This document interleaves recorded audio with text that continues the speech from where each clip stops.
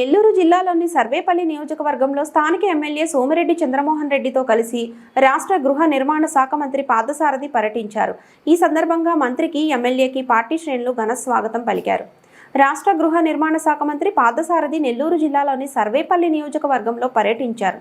ఈ సందర్భంగా మంత్రి పార్థసారథి మాట్లాడుతూ టీడీపీ సీనియర్ నాయకులు మాజీ మంత్రి సోమిరెడ్డి చంద్రమోహన్ రెడ్డి గత ప్రభుత్వంలో పేదలకు నిర్మించిన ఇళ్ల నిర్మాణంలో అవినీతి అక్రమాలు జరిగాయని అనేకసార్లు తమతో చెప్పారని, అసెంబ్లీలోనూ మాట్లాడారని, ముఖ్యమంత్రి చంద్రబాబు నాయుడు దగ్గర కూడా ఈ ప్రస్తావన తీసుకువచ్చారని, ఈ నేపథ్యంలో గృహ నిర్మాణ శాఖ మంత్రిగా ఉన్న తాను నియోజకవర్గంలో పర్యటించి స్వయంగా గత ప్రభుత్వంలో నిర్మించిన నిర్మాణంలో ఉన్న ఇళ్లను పరిశీలించామని, ఇల్లు నిర్మాణంలో సిమెంట్ తక్కువగా, ఇసుక తక్కువగా వాడారని, కొన్ని చోట్ల కనీసం క్యూరింగ్ కూడా చేయలేదని, చాలా వరకు నాసిరకంగా నిర్మించి ఉన్నారని, కొన్ని చోట్ల నిర్మాణాలు చేపట్టకుండానే పేదల వద్ద డబ్బులు తీసుకుని ఉన్నారని, ఇలా జిల్లాలో సుమారు 120 కోట్ల రూపాయల మేర అక్రమాలు జరిగాయని గుర్తించమని, ఇల్లు నిర్మించిన కాంట్రాక్టర్ల మీద క్రిమినల్ కేసులు నమోదు చేయడంతో పాటు రెవెన్యూ రికవరీ యాక్ట్ కింద డబ్బులు తిరిగి వసూలు చేస్తామని, అర్హులైన లబ్ధిదారులందరికీ ఇళ్లు మంజూరు చేస్తామని, మోసగాళ్లకు సహకరించిన బ్యాంకు వారిపై కూడా చర్యలు తప్పవని మంత్రి పార్థసారథి తెలియజేశారు.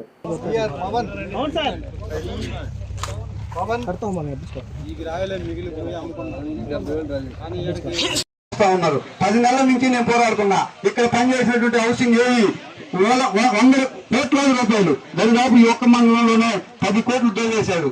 ఆయన ఇళ్ళని ఒక 3 నెలల్లో కాంట్రాక్టర్ కట్టబెట్టి ఇక్కడ ఉన్నటువంటి ఈ మండలంలో ప్రధాన వైసీపీ నాయకుడు బావమర్దికి కాంట్రాక్ట్ ఇచ్చి ఆయన ద్వారా ఇప్పుడు మనం ఒక 3 ఇళ్ళు మీరు అందరూ రిపోర్ట్ ఇస్తే దాన్ని వెలుగులోకి తేకుండా పీడీ ఆఫీస్ లో తొక్కిపెట్టి ఈ రోజు కూడా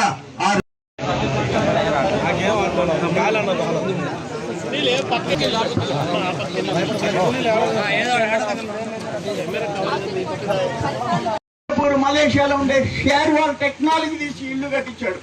అపార్ట్మెంట్ మేము చూస్తే మనం ఏవైతే ప్రైవేట్ అపార్ట్మెంట్ లక్షలు పెట్టి కొంటామో అటువంటి అపార్ట్మెంట్ లాగా వాళ్ళకి కట్టించారు. అంత టెక్నాలజీ. వాటిని కూడా 5 ఏళ్ళు జగన్మోహన్ రెడ్డి ఆపేసేశాడు. ఆయన చేసిన పాపాలు ఒకటి కాదు, ఈరోజు అనుభవించక తప్పదని చెప్పేసి మనం చేసుకుంటూ మీరందరూ ధైర్యంగా ఉండండి, పోరాడతాం. నష్టపడిన వాళ్ళందరికీ వాళ్ళ కష్టాలని, సమస్యల పరిష్కారం అయ్యేంత వరకు మంత్రి గారి చుట్టూ, ముఖ్యమంత్రి గారి చుట్టూ నేను తిరుగుతానే ఉంటానని చెప్పి తెలియజేసుకుంటాను అని నమ్మకంతో జీవిస్తూ ఉంటారు. అటువంటి పేదలకు కట్టే ఇళ్ళని ఎంత నిర్లక్ష్యంతో కేవలం ఇది దోపిడీ చేయడానికి ఒక పథకంగా భావించారు తప్పితే ఇది పేదవాళ్ళు 10 కాలాల పాటు నివసించాల్సిన ఇల్లు.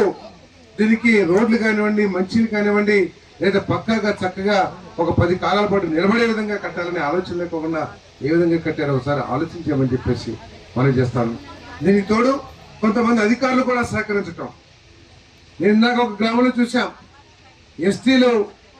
ఎస్టీలకి డబ్బులు వేసి ఒక్క ఇటుకు కూడా అక్కడ పెట్టుకోకుండా బేస్మెంట్ కట్టేసినట్టు ఒక రికార్డు సృష్టించి ఒక 50,000 60,000 వాళ్ళ అకౌంట్లో వేసేసి ఆ అకౌంట్లో డబ్బులన్నీ కూడా ఎవరో కొంతమంది వ్యక్తులు తీసేసుకుని పోవటం ఎంత నీచమో ఒకసారి ఆలోచించామని చెప్పేసి మనం చేస్తున్నాం. ఈ విధంగా ఈ హౌసింగ్ కార్యక్రమాన్ని, ఇళ్ల స్థలాల కార్యక్రమాన్ని కూడా పూర్తిగా అవినీతిమయం చేసేసి పేదల పొట్టగొట్టారని చెప్పడంలో ఎటువంటి సందేహం కూడా లేదని చెప్పేసి మనం చేస్తాను. తప్పకోకుండా వీళ్ళందరికీ న్యాయం చేయడానికి ముఖ్యమంత్రి గారు ఒకటే చెప్పారు, అర్హత ఉన్న ప్రతి పేదవాడికి కూడా మనం చక్కగా ఇల్లు నిర్మించి ఇవ్వాలి, ఎటువంటి అవినీతి లేకోకుండా. ఇప్పుడు దాకా కట్టిన ఇళ్ల మీద ఎంక్వైరీ వేయండి, టెక్నికల్గా అది కరెక్ట్గా కట్టారా లేదా, సిమెంట్ కరెక్ట్గా వాడారా లేదా అన్నీ కూడా చూడండి అని చెప్పేసి ఇప్పటికే ఎంక్వైరీ చేయడం జరిగింది. రాష్ట్రం మొత్తం మీద కూడా జరుగుతూ ఉంది. మరి మన జిల్లా రిపోర్ట్ అయితే వచ్చేసింది. ఇప్పుడు ఏదైతే ఇల్లు కట్టారో ఇప్పుడు మన ముందున్న సమస్య ఏంటంటే అవినీతి జరిగింది, దోచేశారు, కడుపు నింపుకున్నారు, దాంట్లో ఎటువంటి సందేహం లేదు. కానీ ఇప్పుడు మనం ఏం చేయాలి? కొన్ని వేల మంది ఈ ఊర్లో నాకు తెలిసి దాదాపు 1142 ఇళ్ల స్థలాలు ఇచ్చారు. 902 మంది ఇల్లు నిర్మాణం మొదలుపెట్టారు. 2 రకాలుగా ఏంటి, వాళ్ళ ఇల్లు వాళ్ళే కట్టుకున్నారు 475 మంది. వాళ్ళు మేస్త్రి పెట్టి కట్టించుకున్నారో లేకపోతే ఎలా కట్టించుకున్నారో ప్రభుత్వం తెలియదు, కానీ 475 మంది వాళ్ళకు వాళ్ళే కట్టించుకున్నారు ఆప్షన్ 1 and 2లో. అదేవిధంగా 427 మంది ఆప్షన్ 3లో ఎవరికో థర్డ్ పార్టీకి ఇచ్చేసి వాళ్ళ ద్వారా నిర్మాణం చేయించుకున్నారని చెప్పేసి మనం చేస్తాం. ఎవరైతే ఈ ఇళ్ళన్నీ కూడా తప్పుకోకుండా ఒక సాంకేతిక కమిటీని వేసి ఒక పేరెన్నిక కన్నా ఇంజనీరింగ్ కాలేజ్ నుంచి మరి టీంలు పంపించి ఈ కట్టిన స్ట్రక్చర్స్ ఏదైతే ఉన్నాయో ఇంకా ఫర్దర్గా స్లాబ్ వేసేసి నివాసయోగ్యమా కాదా అని చెప్పేసి పరిశీలించి నివాసయోగ్యం అయితే మీ అందరికీ కూడా ఇల్లు పూర్తి చేసే కార్యక్రమం చేస్తామని చెప్పేసి మనం చేస్తాము. అదేవిధంగా ఒకవేళ అది నివాసయోగ్యం కాదు, నిర్మాణంలో లోపం ఉంది, కరెక్ట్గా ఫౌండేషన్ లేదు, లేకపోతే సిమెంట్ వాడలేదు అని కనుక రిపోర్ట్ ఇస్తే ఎవరైతే కట్టారో అంటే ఆప్షన్ 3లో థర్డ్ పార్టీ ఏజెన్సీస్తో ఎవరైతే కట్టించుకున్నారో వాళ్ళని పిలిపించి వాళ్ళ మీద కేసులు పెట్టైనా సరే వాళ్ళని లాక్కొచ్చి ఆ ఇల్లు నిర్మాణం ఏ విధంగా పూర్తి చేయాలో ఆలోచిస్తామని చెప్పేసి కూడా మీకు మనం చేస్తామని తప్పకోకుండా. ఎందుకంటే ఈ రెవెన్యూ ఇందాకే పోలీసులతో కూడా మాట్లాడారు ఎమ్మెల్యే గారు, నేను కూడా కలిసి ఇమ్మీడియట్ గా కేసులు రిజిస్టర్ చేయండి. ఇప్పుడు దీని తర్వాత కలెక్టర్ గారి దగ్గర మీటింగ్ ఉంది, దాంట్లో చాలా స్పష్టంగా చెప్తాం.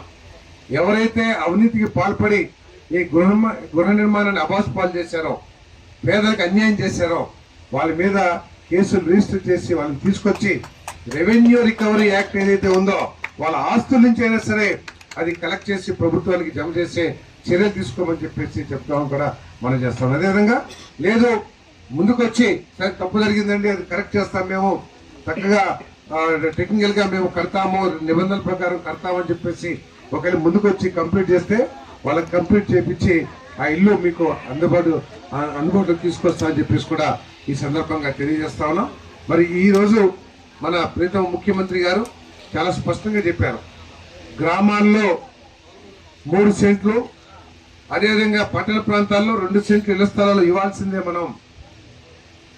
అదేవిధంగా గత ప్రభుత్వం 1,80,000 రూపాయలే ఒక యూనిట్ కాస్ట్ ఇస్తే మనం 2.5 లక్షల రూపాయలు, 1,50,000 కేంద్ర ప్రభుత్వానికి, 1,00,000 రూపాయలు మన రాష్ట్ర ప్రభుత్వానికి ఇచ్చి తర్వాత డ్వాక్రా మహిళలకి అదనంగా రుణ సౌకర్యం కల్పించడానికి